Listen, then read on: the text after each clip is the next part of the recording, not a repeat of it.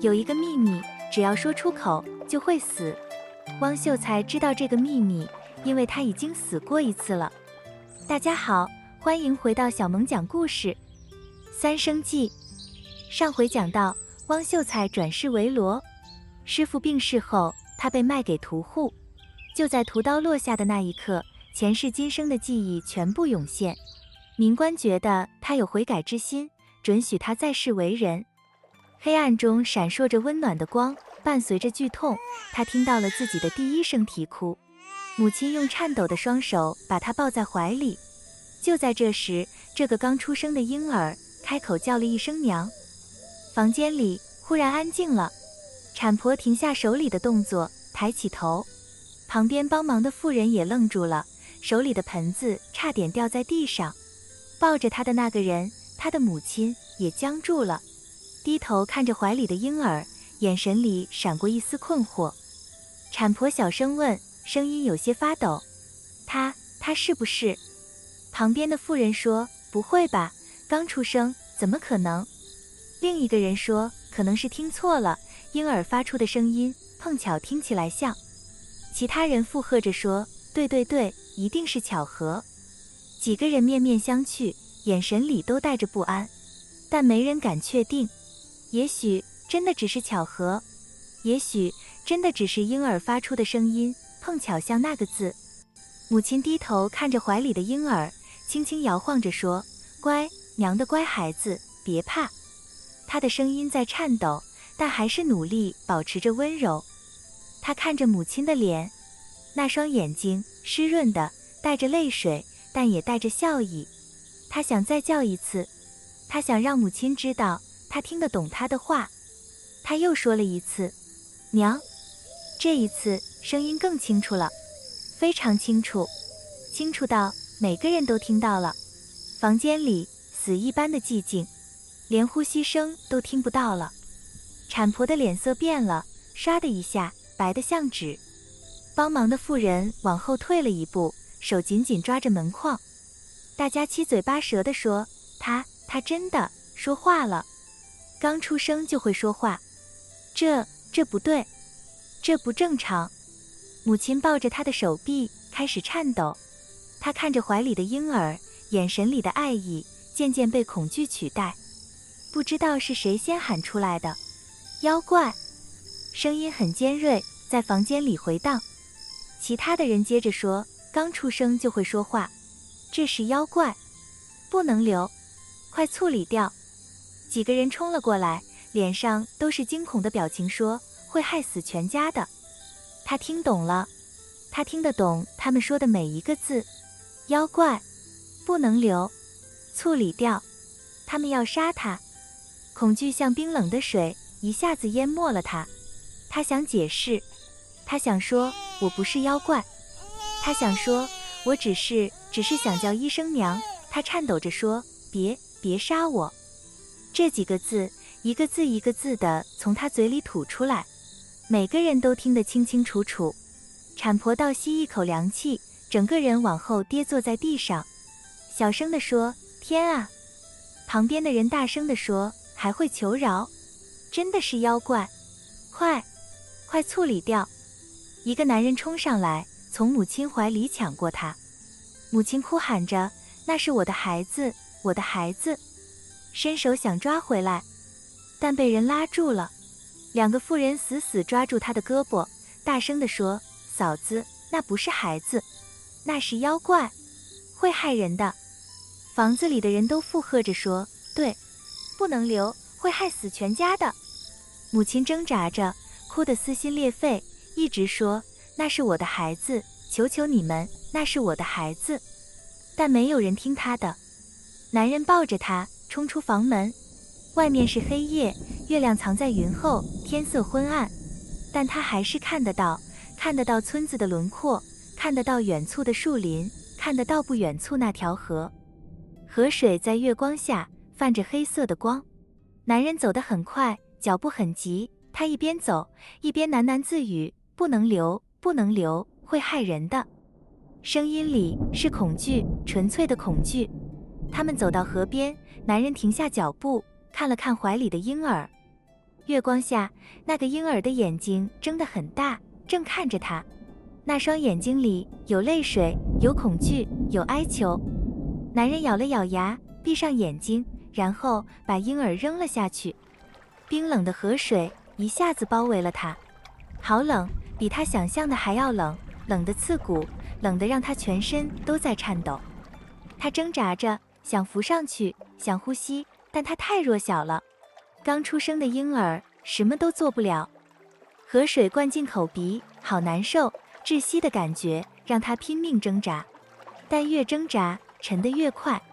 他听到岸上传来声音，是母亲的哭声。那声音撕心裂肺，他想回应，想说娘，我在这里，但他已经发不出声音了。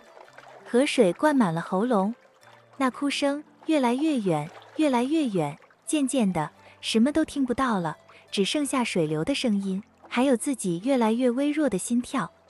咚咚咚，然后什么都没有了，又是黑暗，又是那个声音，又是那个大殿。他站在那里，浑身湿透，还在滴水。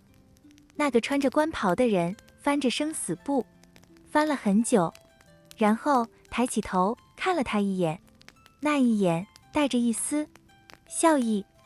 那人说：“你还会喊娘？”语气里有一种说不出的意味。他停顿了一下，好吧，这次好好的去做人吧。然后挥了挥手，黑暗再次袭来，但这一次黑暗里的光比上一次更亮了，更温暖了，像是在说，再试一次，再试一次，这一次会不一样的。第4章晋升。这一次没有冰冷的河水，这一次他活了下来。他睁开眼睛，看到的是温暖的房间，阳光从窗户透进来，照在木头地板上，暖洋洋的。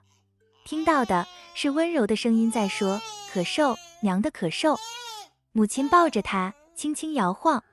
他想说话，但不敢。他记得上一世，记得那条冰冷的河，记得那种窒息的感觉，记得母亲撕心裂肺的哭声，在水中越来越远。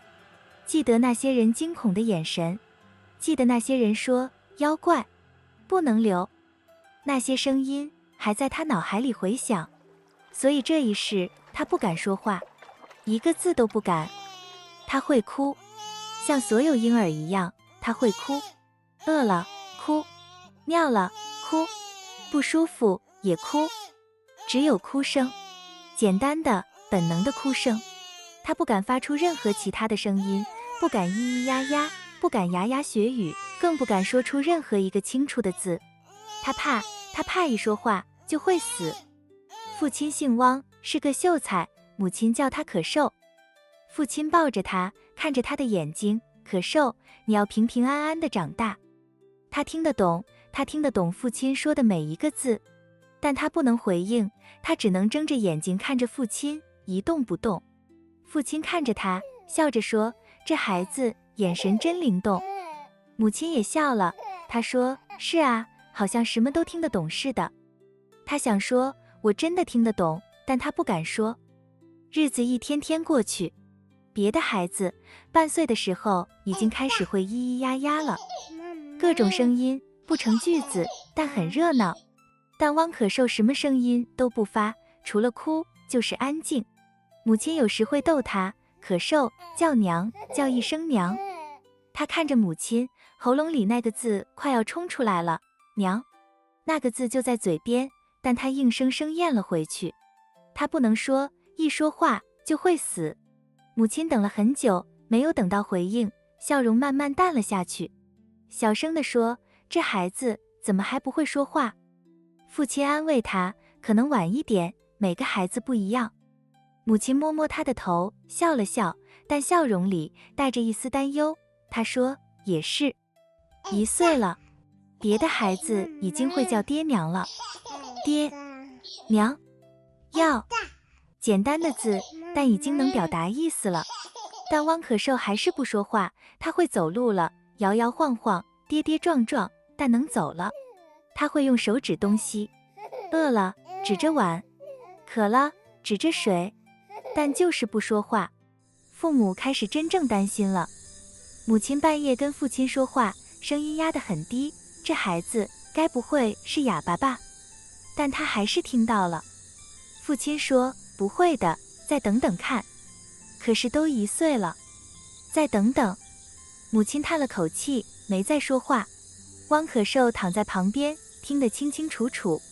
他想说，娘，我不是哑巴，我会说话，我什么都会说。但他不敢，他只能把被子盖过头，闭上眼睛，假装什么都没听到。2岁了，父母带他去看大夫。大夫检查了他的喉咙，又按了按他的舌头，说，喉咙没问题。大夫皱着眉头，又检查了一遍，舌头也正常。父亲紧张地问，那为什么不说话？大夫摇摇头，可能是天生哑巴。母亲听到这句话，眼泪一下子流了下来。她转过身，不想让人看到，但肩膀在抖。汪可寿站在旁边，握紧了小拳头。他想说，我不是哑巴，但他不能说，他只能低着头，咬着嘴唇，指甲掐进肉里，很痛，但他不敢出声。3岁了，邻居们都知道了，汪秀才家有个哑巴儿子。邻居们私下说，真可怜，这么好的家世，偏偏生个哑巴。另一个街口说，汪秀才40多才得子，本来全家欢天喜地的。是啊，这孩子看着挺聪明的，就是不会说话。